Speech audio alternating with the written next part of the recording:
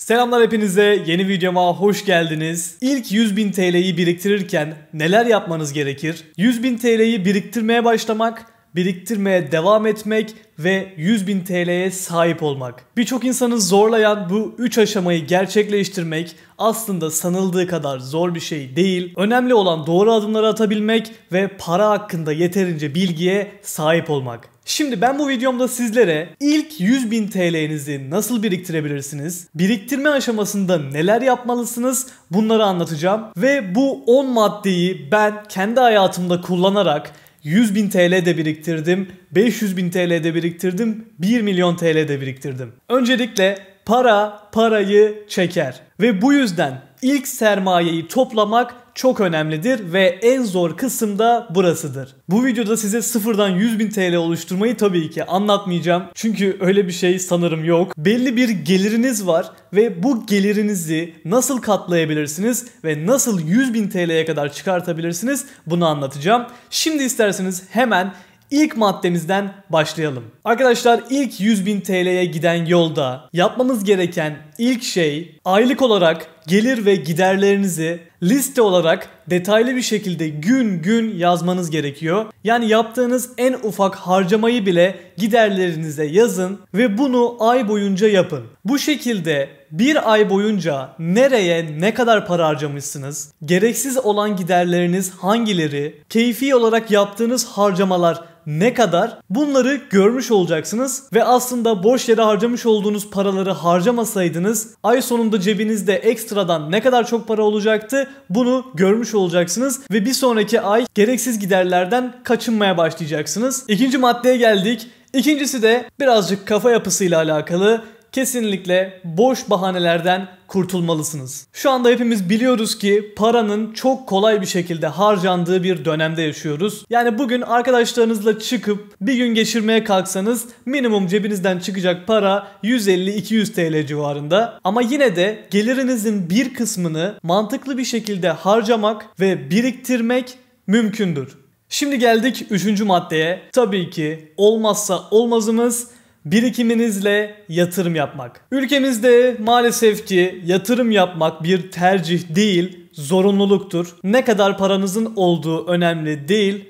Eğer paranızın değer kaybetmesini önlemek istiyorsanız yatırım yapmak zorundasınız. Çünkü bildiğiniz gibi Türk lirası her geçen gün değer kaybediyor. Her geçen gün derken şaka yapmıyorum. Gerçekten gün gün Türk lirası değer kaybediyor ve böyle bir durumda miktar fark etmeksizin cebinizde 5.000 TL para olsa bile bunu TL olarak nakitte bekletmek mantıklı değildir. Neye yatırım yapmanız gerektiğini ben bu videoda detaylı bir şekilde anlatamam. O tamamen farklı bir konu. Ama gelirinizin birikim yapılacak kısmını ayırıp bunu yüzdelik şekilde bölerek yatırım yapabilirsiniz. Benim kullandığım yöntem de budur. Örnek veriyorum 20.000 TL paranız varsa bu paranın %50'siyle altın, dolar gibi güvenilir yatırım araçlarını kullanabilirsiniz. %30'unu borsaya yatırabilirsiniz. Geri kalan %20'yi ise daha riskli olarak gördüğünüz, örnek vermek gerekirse kripto paralara yatırabilirsiniz.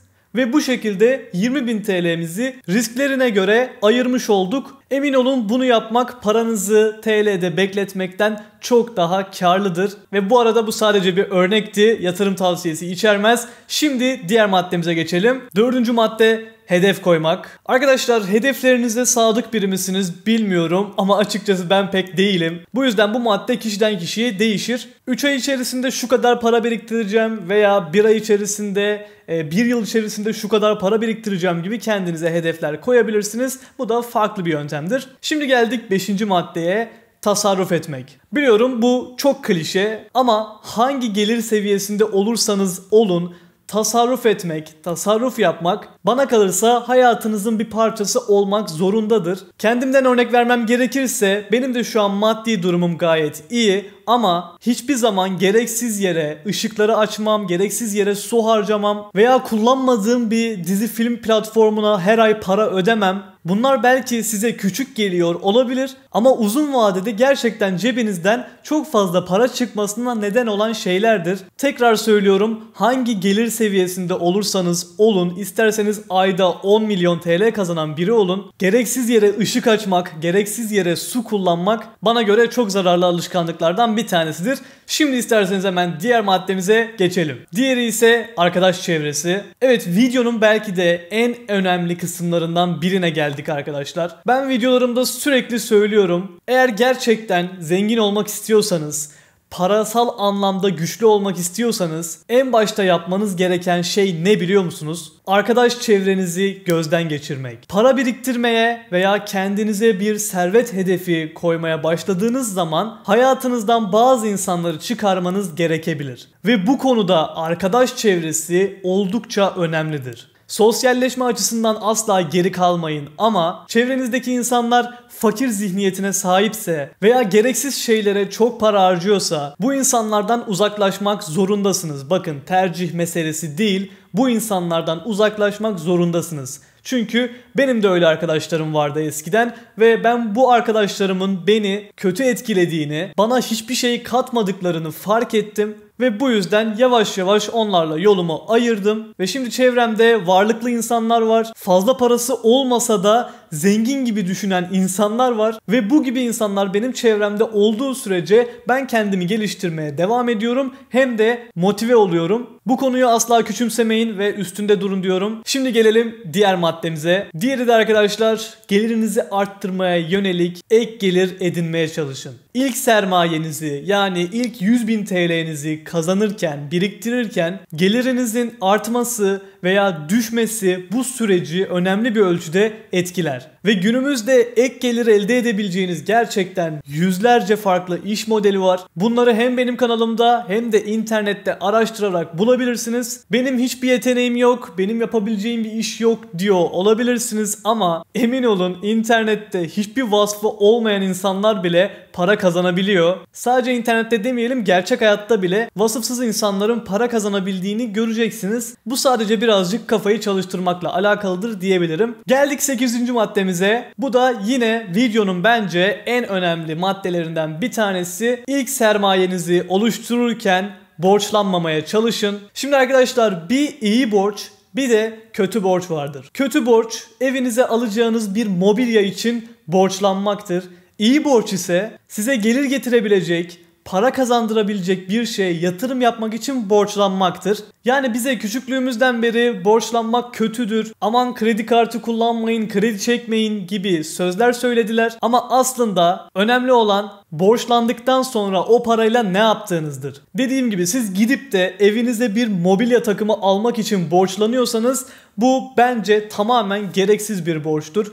Ama örnek veriyorum, yeni bir iş kuracaksınız ve bu iş için kredi çekiyorsunuz.